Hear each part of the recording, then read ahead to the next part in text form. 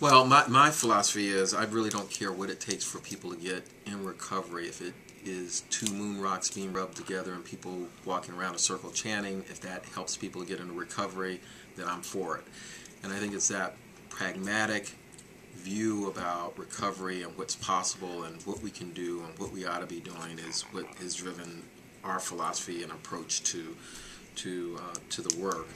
And so very early on, we took the position that um, whether whether it was pharmacotherapy and medication-assisted treatment, or 12-step, or faith-based, or evidence-based practices like cognitive behavioral therapy, whatever it was that worked for people, we wanted to make sure that we integrated that into what we were doing, and that that was an option for people.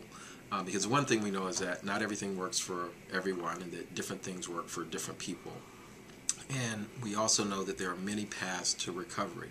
So our philosophy is what we have to do as a treatment system, and as an administrator, I think my role is to make sure that people have as many options as possible. I've seen people walk into treatment who've gone through treatment after treatment after treatment, go to a church that has a faith-based ministry, and get into recovery and never turn back.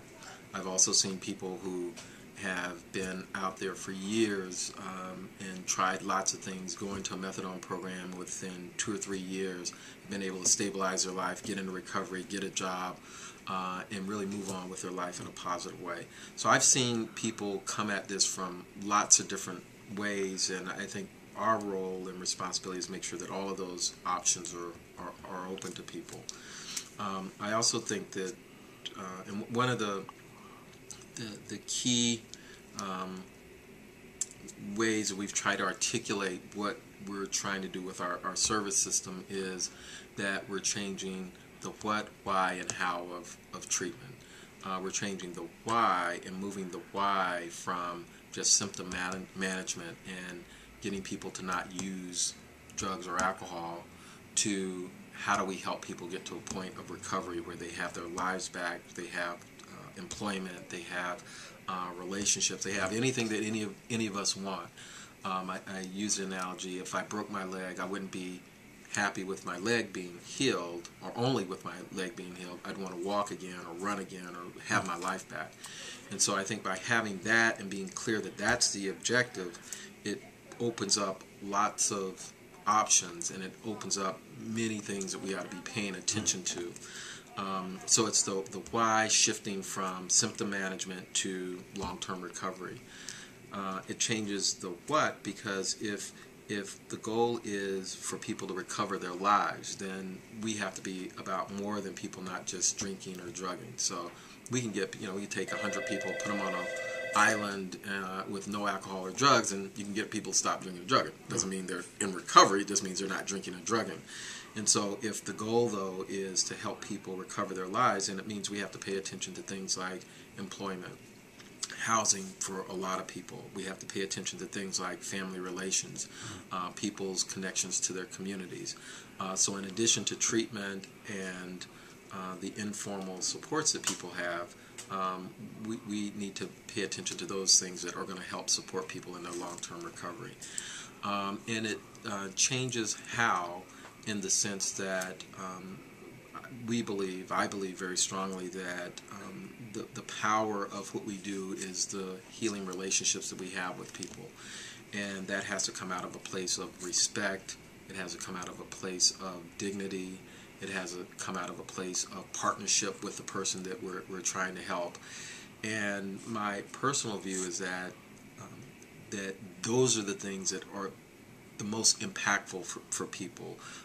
Yes, I believe in evidence-based practices and being trained and all of those things, but really, person after person, if you ask them what made the difference in their recovery, it was someone who believed in the person. It was someone who went beyond their job and really wanted to help someone.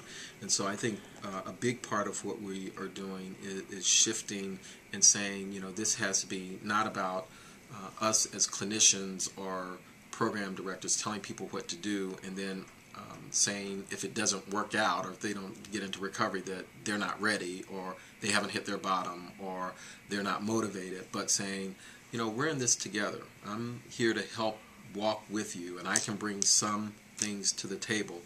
And so the how of treatment is very, very important to us in walking with people.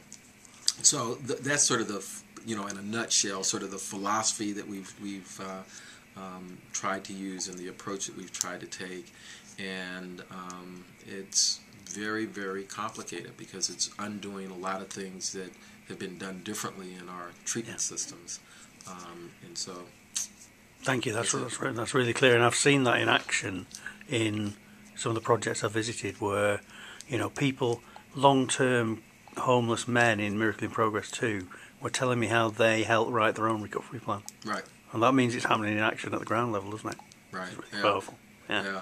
And I think that's, you know, we look at a lot of data to verify and try to validate that what we're doing is impactful, but those stories of people, you know, we have someone here who, you know, 4 or 5 years ago he was living on the streets, literally eating out of a garbage can for his meals, actively psychotic and using drugs to, you know, to manage.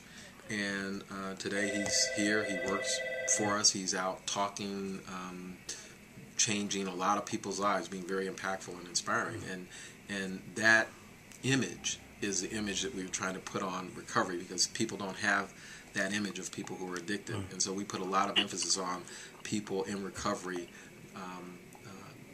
being out, talking about their experiences, and really being an example. Yeah. Yeah, another very important piece for us. Thank you. Thanks.